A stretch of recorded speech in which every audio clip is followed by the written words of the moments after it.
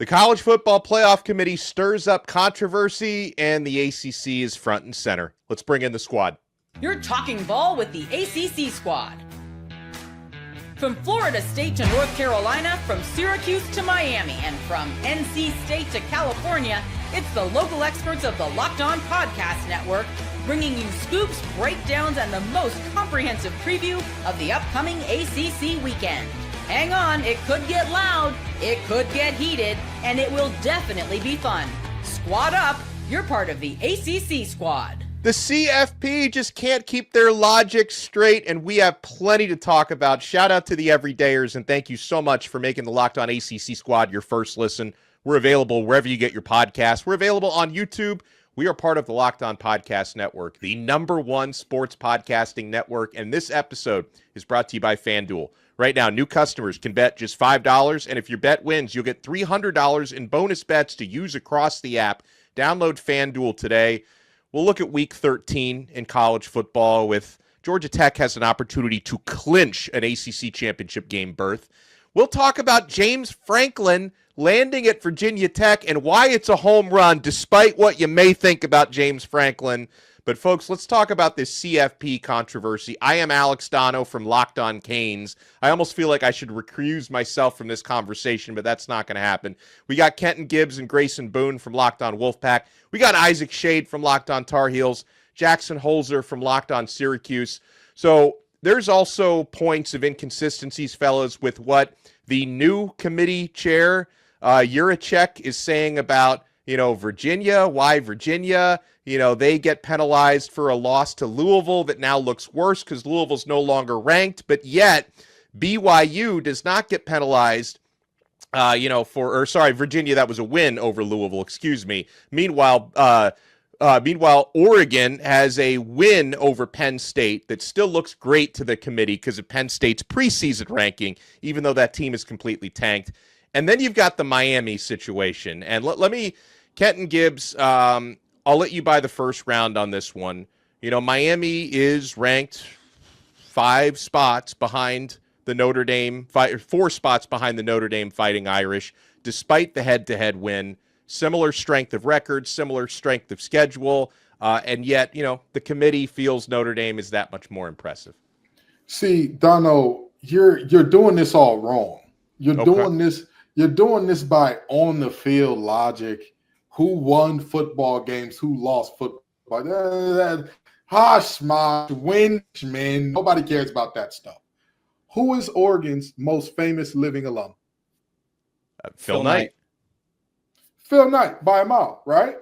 Why wouldn't you want them in the playoff? That's Nike, baby. The school of 1,000 uniforms. You got to find a way to put them in. So what if their best win is over a Penn State team whose head coach is now headed to Blacksburg? What is that? Hey, Miami beat Notre Dame. I'm sorry. Does Miami have an exclusive TV deal with anybody? Is Miami exclusively covered by one channel? Oh, okay. So get out of here, you dweebs. Go back to your little Coral Gables. Go back to your little nice little beaches and whatnot. Go back to Vice City and have all the fun there. But this is not for you. This is not. The playoff ain't about who can win football games. It's not about what teams are good. It's about who has the famous alums. It's about who draws the eyes. It's about who has the best TV deals. And I'm sorry to tell you, Dono. I'm sorry to tell you, Isaac. Sorry to tell you, Grayson. Sorry to tell you, Jackson, even though none of our teams are close. None of us meet the criteria. In the words of Isaiah Thomas, Louisville and Virginia meet the qualifications to be chosen, but they won't be. It will never be you. It will never be you. You got to get in by winning the ACC championship or else. Because again, Donald, we don't have Georgia here. We don't have Bama here. We don't have, not in the fact of whether or not they're good teams or not, because Bama just lost to Oklahoma, but it's about whether or not they lost to Florida State by 2 touchdowns. Yeah, that one was worse. Yeah. I mean, Oklahoma's actually pretty good. Florida State is terrible. Yeah, Dono, but you get the point.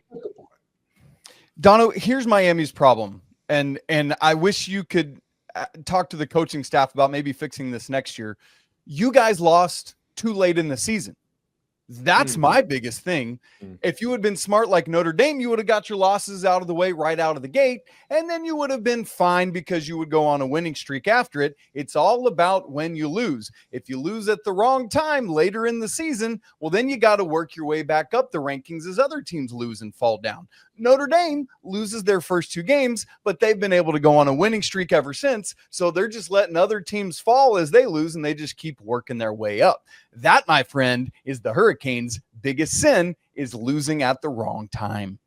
Yeah, 100%. And then the wonder if they have enough time, as you mentioned, to climb back into it. And I don't take for granted the fact that Miami still has 2 more games to win, right? If they lose to either of Virginia Tech or Pittsburgh, the conversation is moot, and they're no longer going to even deserve to be in that CFP formula and conversation. I get that. But if Miami takes care of business, and they've looked better their last couple of games. I mean, sorry to Kenton and Grayson. Miami just put up their most complete performance of the season against NC State. And I think the committee did notice that because they leapfrogged Miami over Vanderbilt despite Vandy not having any new losses. So at least the committee has shown you they are as consistently inconsistent as Miami football is over the years. The committee just kind of makes it up as they go along. So yeah, it's possible that if Miami were to hypothetically dominate Virginia Tech this weekend, which probably should happen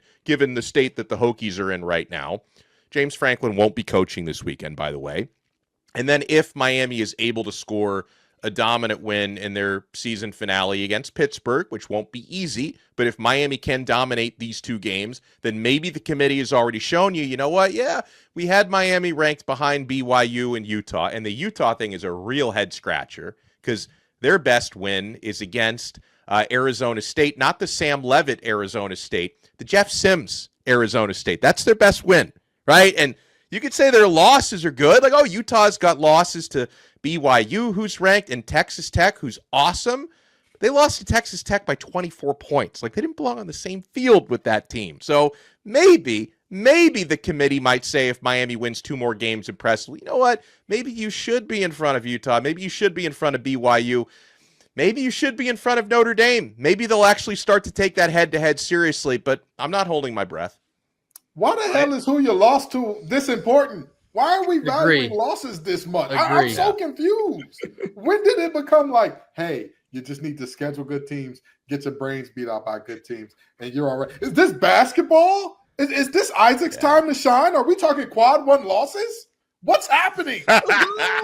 This is essentially what is happening now. Yeah. It's preposterous that Notre Dame is almost being rewarded for a good loss, whereas Miami is almost being penalized for winning that game that they were previously talking about. If the results on the field don't matter, then what are we doing here? It's purely just a beauty pageant. Last thing, we talked about NC State getting their face beat in by Miami.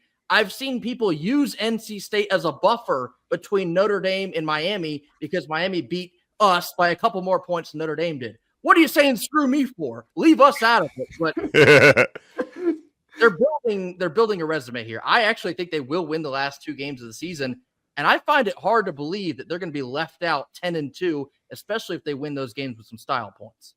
And the problem is, it's not, let's all remember, it's not just about getting to 12th. You got to get to 10th if you want to be in at large, right? And so that's part of the issue here that we're looking at, because you're going to have a G5 team that's going to be the 12th seed and probably the ACC champion, who, unless this bunch of stuff breaks right for Miami's not even going to be in that game. So if the Hurricanes want to make this thing, they got to jump not just from 13 to 12, but 13 all the way to 10. And that's where it's like the committee feels like they're gatekeeping with these groups that have different sort of credentials that others don't. And so keep that in mind critically as well. I think that's another part of Miami's problem is and again, like, it just feels like even scheduling Notre Dame was so pointless because you don't get any credit for actually beating them. They get credit for losing to you. Right. You don't get credit for beating them. So, like, you look back at the situation Miami's in where, Miami's 2 losses are against conference opponents. You would think beating Notre Dame would be a big deal, but Miami would have been better off losing to Notre Dame and beating SMU. Like, if you could trade those 2 losses, Miami would be in a better situation had they lost to the Irish, beaten the Mustangs, because then Miami would be firmly in the ACC Championship conversation and a chance at an auto bid. You know what Miami could have just done instead? Because someone finally just has to say it, because it's not that I disagree with any of you guys about the college football playoff and all the committee, but Miami they didn't have to lose to Louisville. They didn't have to lose to SMU. I'm sorry. I mean, you're not wrong. You're not wrong. You didn't have to lose those games. Miami, yeah, it's a rigged system. Oh my goodness. Jackson, you're suggesting learning that it's rigged, win your games. You're suggesting that Miami's best course of action was to have not lost, that they should have won? It's revolutionary. Yes, because I'm not going to sit here and cry over teams that are on the bubble. If you're on the bubble, the problem is that you are on the bubble. That's the problem. You got to get away from the bubble. Win your games. Jackson, Aloysius Hosier. That does not make sense. What do you mean it doesn't make sense? They have 2 losses. You are saying they lost to Louisville and SMU. So does Notre Dame. How does having 2 losses? How are you saying just win your games to Miami when them and Notre Dame played and they did? Kenton, it's already a rigged system against you, so you have to beat the rigged system. I wish it were that easy. Let's just win all of our games next time. Okay, I'll let Mario Cristobal know. Win your games and leave no doubt. What they beat the team that's rigging the system. Thank you. Thank you. The rigged system. I'm sorry, but I've never. It's like we did this last year with March Madness, and we do it every year with March Madness, trying to decipher what bubble teams should get in and what teams shouldn't get in. And we talk about this is rigged, that's rigged, whatever the case may be. It's an imperfect system. There are clearly teams that get more favoritism than others. That is very, very obvious. I acknowledge that. So the way around it is very simple. Don't lose to Louisville. Don't lose to SMU. Guess what? You're undefeated and playing for a chance to go to the ACC title game, where guess what? If you win the ACC, you don't have to worry about a committee because you're automatically in the playoff anyway. So this is Miami's fault. That's what it is. Solution. Miami lost 2 games. They lost them later in the year when we all know, as Isaac pointed out, that recency bias matters. I'm not going to cry over it. You're on the bubble. I'm not mad at win your games if they have a worse record. People are discussing the possibility of a 4-loss Texas in the playoffs, and you're telling me that the solution is to win your games. Texas is not good. They're not getting in. I agree that they shouldn't get in. But guess what, Jackson? You're talking about an imperfect system that we know is rigged, and guess who had their own damn network?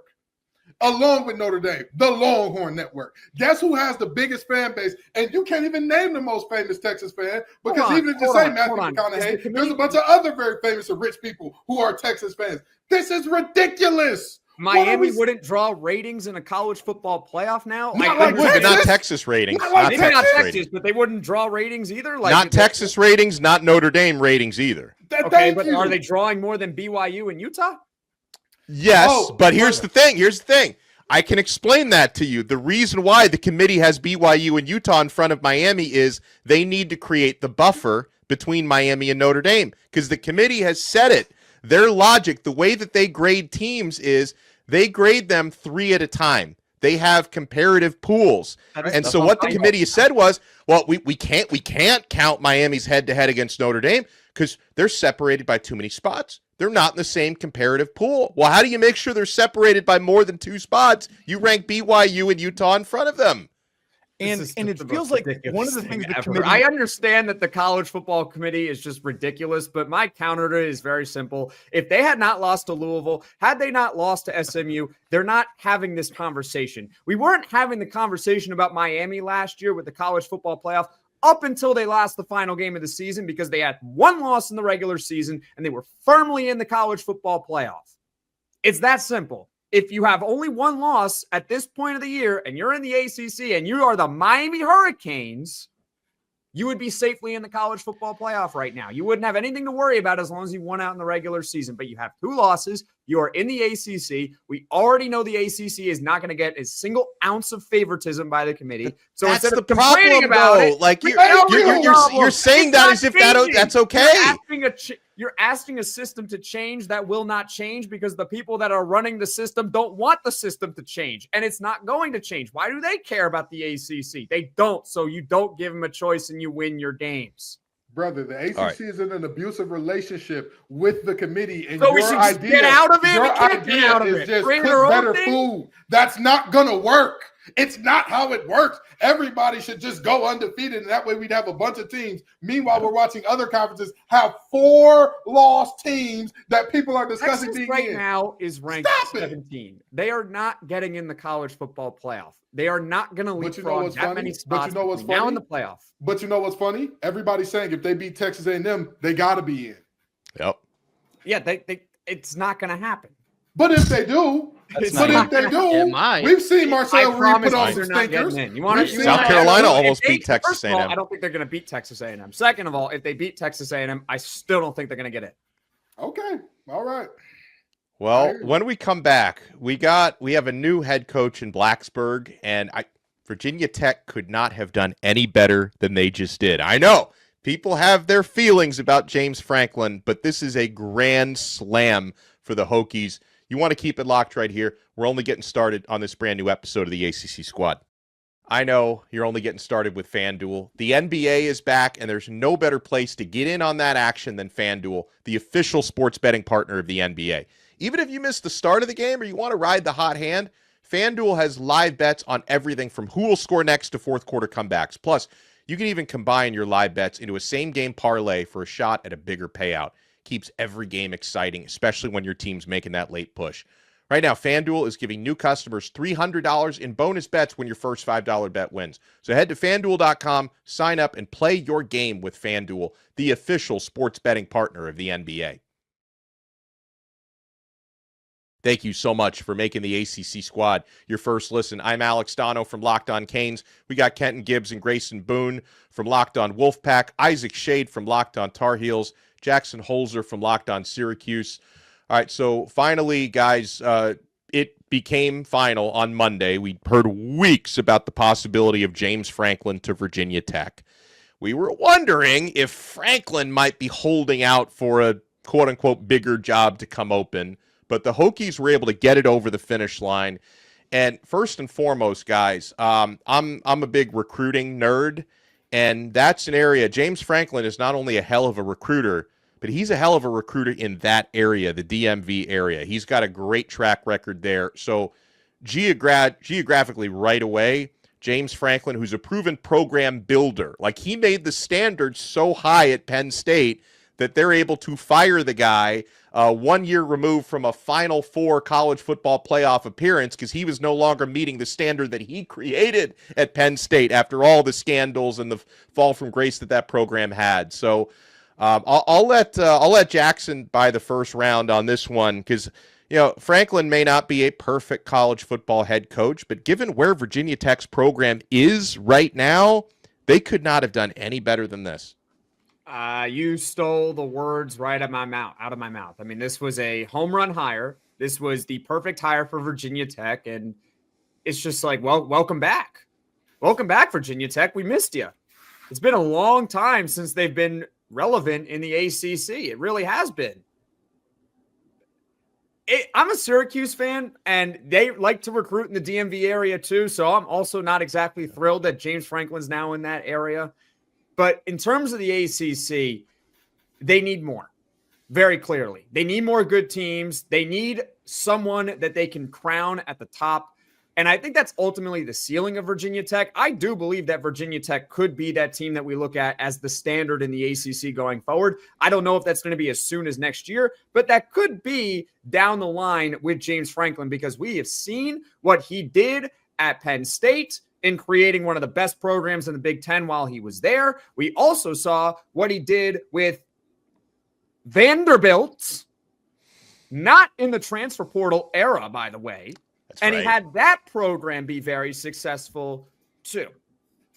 He's a great recruiter. He is a really good coach. He has his flaws. He's got a well-earned reputation of not being able to win the big game. But that being said, Virginia Tech hasn't played in a lot of big games in a while because you got to be good to play in those big games. And he is someone that can definitely elevate the floor of Virginia Tech. And he also gives them a ceiling of maybe being able to compete for college football playoff appearances year in and year out. This is a home run hire.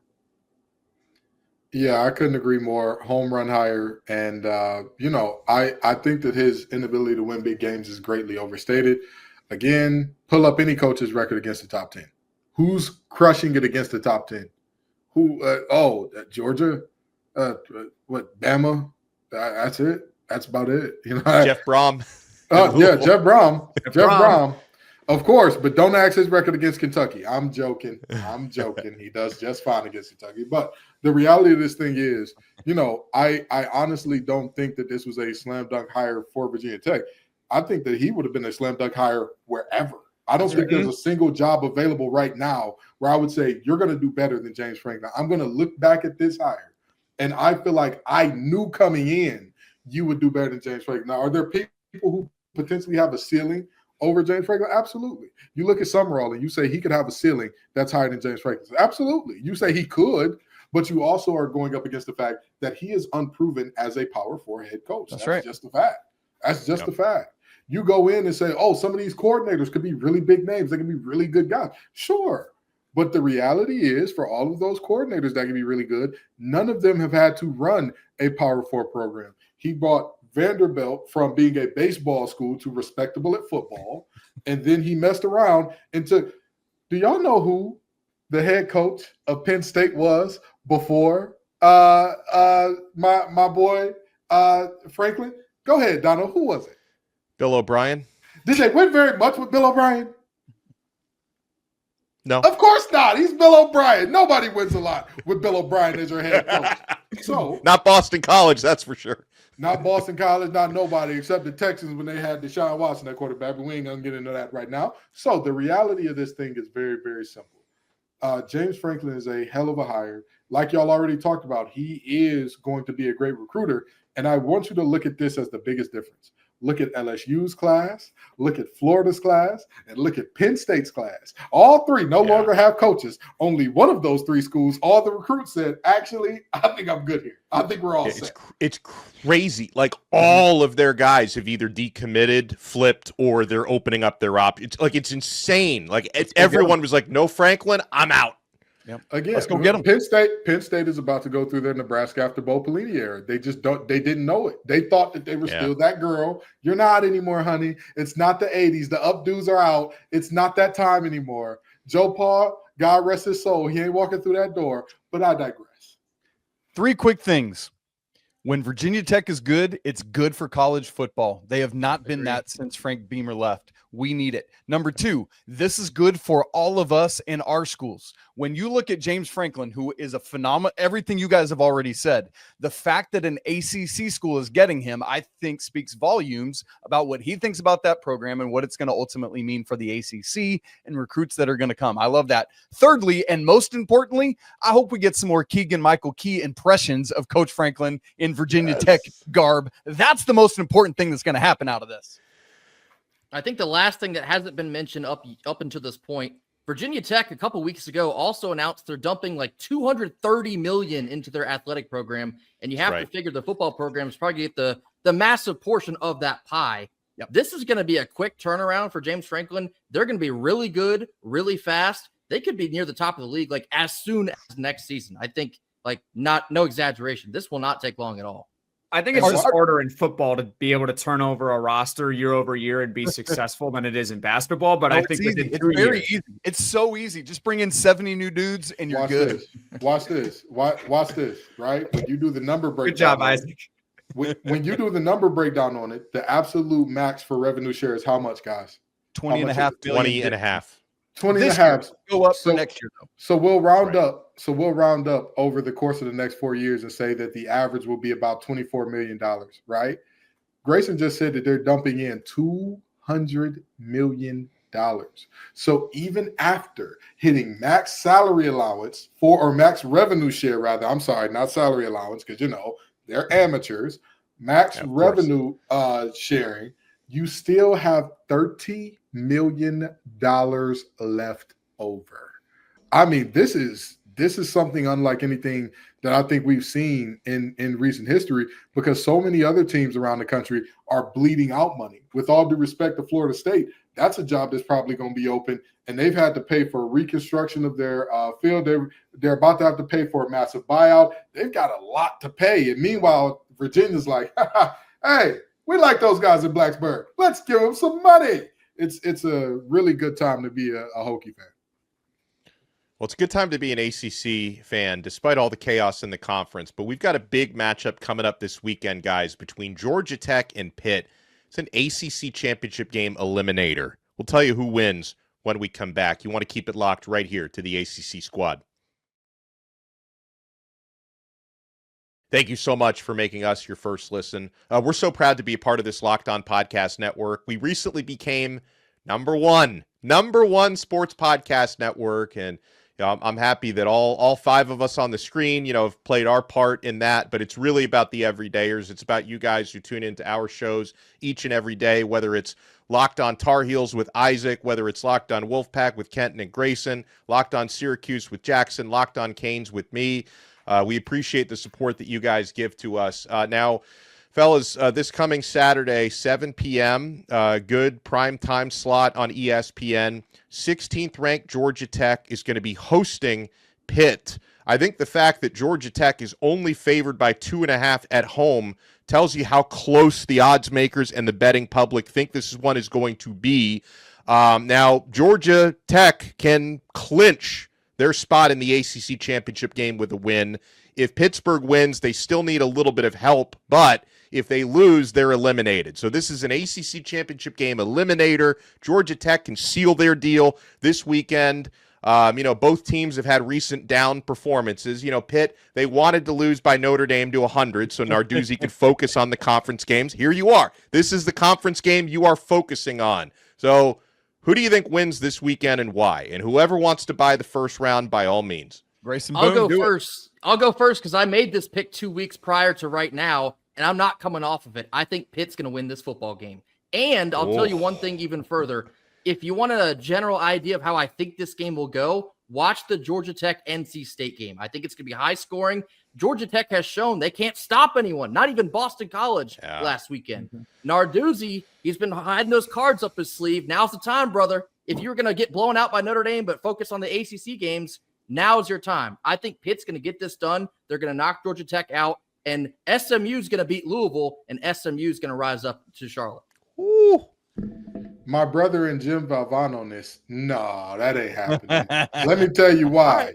Let me tell you why. Pitt has upset the football gods. They've upset them. You know why? This thought of, we could get beat by 100. We just need to figure it out. Anytime teams do stuff like that when they need help, it always turns out that one of the funny things happens. So they may win this game because I do think that the Sharks had the worst week I've ever seen from them as a linebacking core. Yeah. I mean, there were multiple plays where Kyle Lewis is right there and Jeremiah Love makes him look like, hey, this guy ain't playing in the NFL. He needs to go learn some accounting. He needs to learn some enterprise rental car real quick. But I do think that they'll be better. They'll pick you up.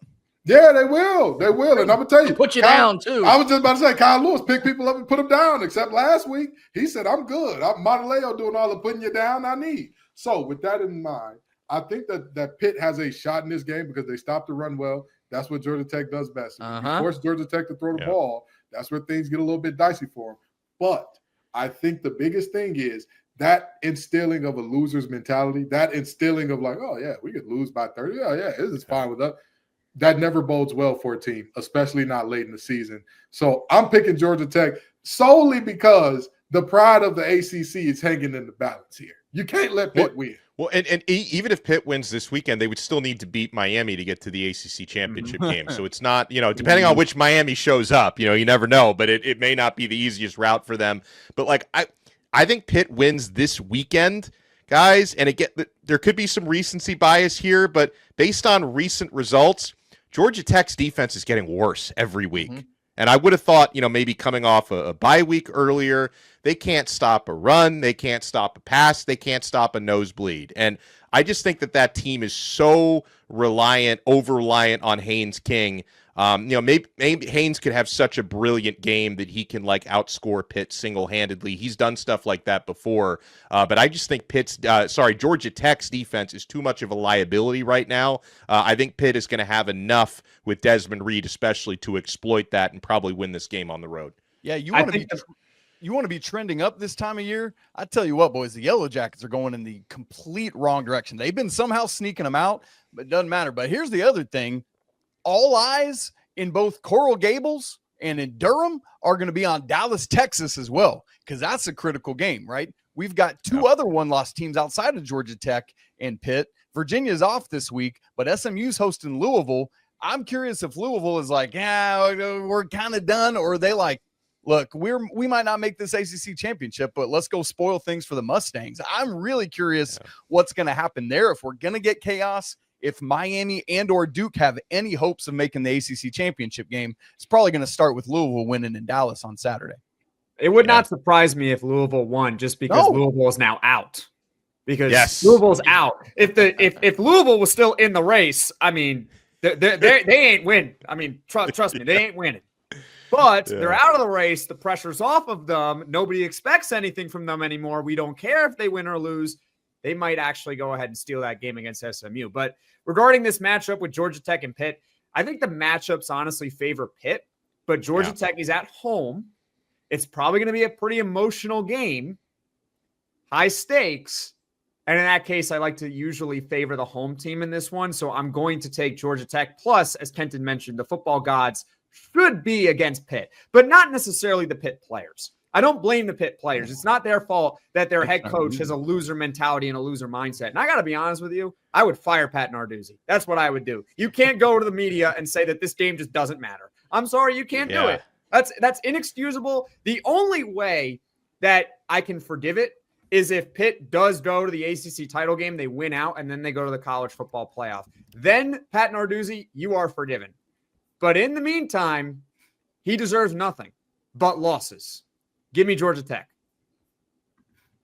Well, we appreciate everyone for making the squad your first listen and your first watch. Make sure you support this awesome network and check out our other shows. I host Locked On Canes and Locked On ACC with Kenton Gibbs and Jackson Holzer as well. Kenton also from Locked On Wolfpack, Jackson from Locked On Syracuse, Grayson from Locked On Wolfpack, and Isaac Shade, who not only hosts Locked On Tar Heel.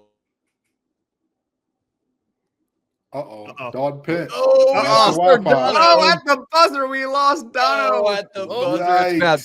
I'll finish up what Dono was saying there. Yes, I hope in the college football playoff. Just so close, so close. They pulled the plug.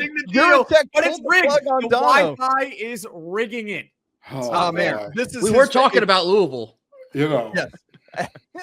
All right, you guys. Hey, listen, as Dono was saying, he hosts Locked On Canes, Locked On ACC. I'm also hosting Locked On College Basketball in addition to Tar Heels. We're going to see if we can get things going. My, Darian Williams. What a dude in Raleigh, North Carolina. Great stuff there. We can't wait to be back with you guys again next week as we get ready for the final week of the regular season. Going to be spectacular to see who ultimately makes that ACC championship game. All coming up next week on the show. Don't miss it.